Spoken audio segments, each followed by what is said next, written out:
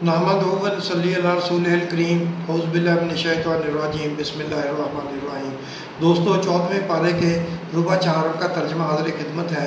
और उस दिन अल्लाह के सामने सतबू हो जाएंगे और जो तूफ़ान वो बांधा करते थे सब उनसे जाता रहेगा। जिन लोगों ने कुफ्र किया और लोगों को अल्लाह के रास्ते से रोका, हम उनको अज़ाब पर अज़ाब देंगे इसलिए कि शरारत किया करते थे।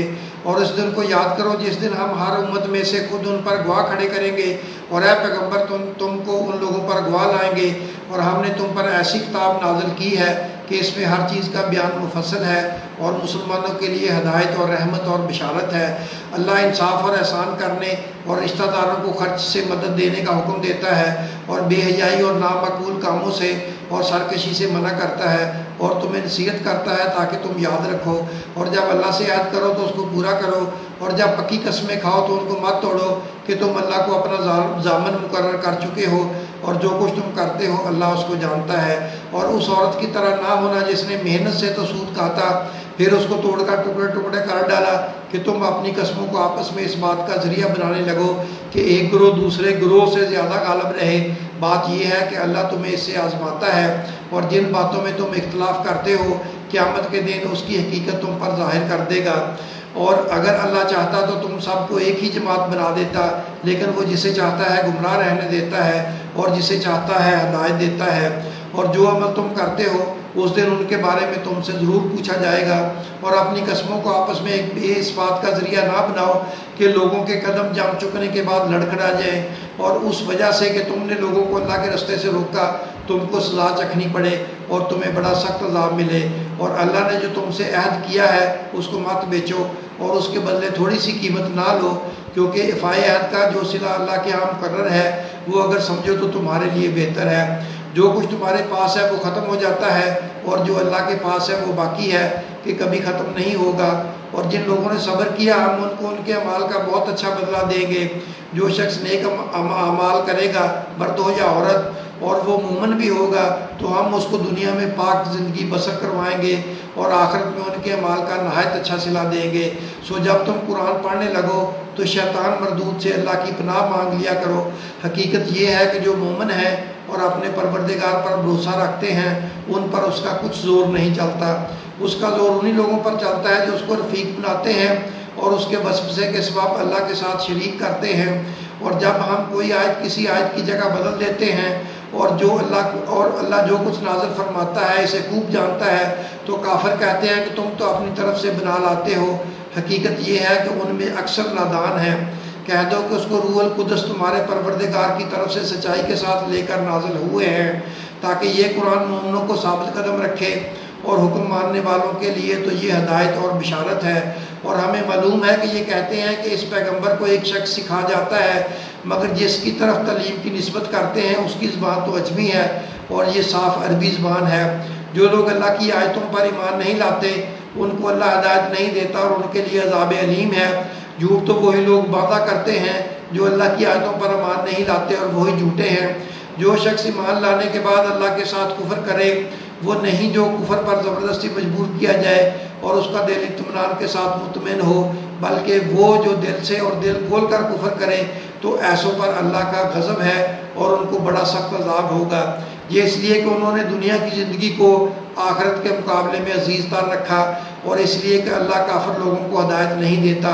यही लोग हैं जिनके दिलों पर और कानों पर और आँखों पर अल्लाह ने मोहर लगा रखी है और यही गफलत में पड़े हुए हैं। कुछ शक नहीं कि आखिरत में यही लोग सारा पाने वाले होंगे।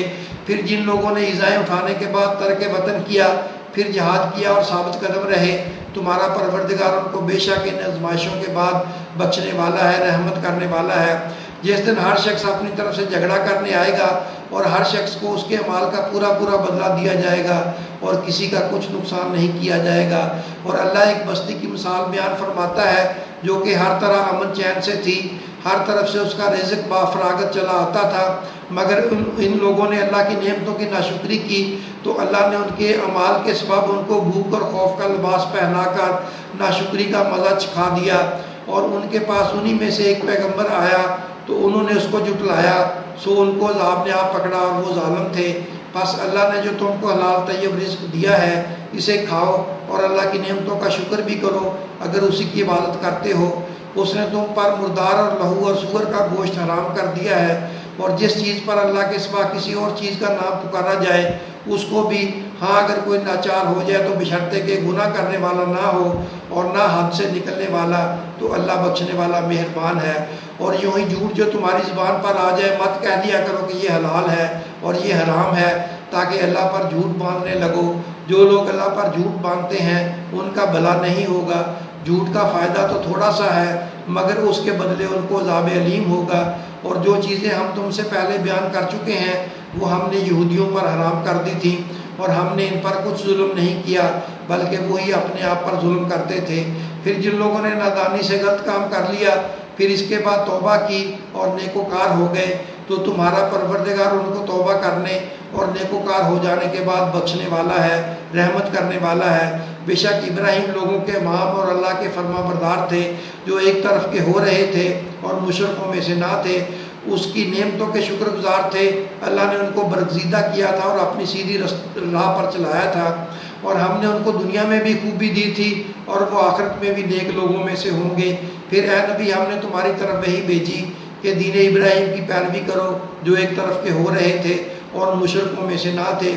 ہفتے کا دن تو انہی لوگوں پر مقرر کیا گیا تھا جنہوں نے اس میں اختلاف کیا، اور تمہارا پروردگار قیامت کے دن ان میں اس بات کا فیصلہ کر دے گا جن میں وہ اختلاف کرتے تھے۔ اے پیغمبر لوگوں کو حکمت اور نصیحت سے اپنے پروردگار کے راستے کی طرف بلاؤ اور بہت اچھے طریق سے ان سے مناظرہ کرو۔ جو اس کے راستے سے بھٹک گیا تمہارا پروردگار اسے بھی خوب جانتا ہے، اور جو راستے پر چلنے والے ہیں ان سے بھی خوب واقف ہے۔ اگر تم ان کو تکلیف دینی چاہو تو اتنی ہی دو جتنی تکلیف تم کو ان سے پہنچی، اور اگر صبر کرو تو یہ صبر کرنے والوں کے لیے بہت اچھا ہے۔ اور صبر ہی کرو، اور تمہارا صبر بھی اللہ ہی کی مدد سے ہے، اور ان کے بارے میں غم نہ کرو، اور جو سازشیں کرتے ہیں اس سے تنگ دل نہ ہو۔ کچھ شک نہیں کہ جو پرہیزگار ہیں اور جو نیکوکار ہیں اللہ ان کا مددگار ہے۔ دوستو 14ویں پارے کے ربع چہارم کا خلاصہ حاضر خدمت ہے۔ جن لوگوں نے کفر کیا اور لوگوں کو اللہ کے راستے سے روکا ہم ان کو عذاب پر عذاب دیں گے۔ اللہ انصاف اور احسان کرنے اور رشتہ داروں پر خرچ کرنے سے مدد دینے کا حکم دیتا ہے، بے حیائی اور نامعقول کاموں اور سرکشی سے منع کرتا ہے۔ جب اللہ سے عہد کرو تو پورا کرو، جب پکی قسمیں کھاؤ تو ان کو مت توڑو، جب تم قرآن پڑھنے لگو تو شیطان مردود سے اللہ کی پناہ مانگ لیا کرو۔ دوستو اپنے اور اپنے چینل کا خیال رکھیں۔ اللہ تمہارا بھی اور ہم سب کا حامی و ناصر ہو، آمین۔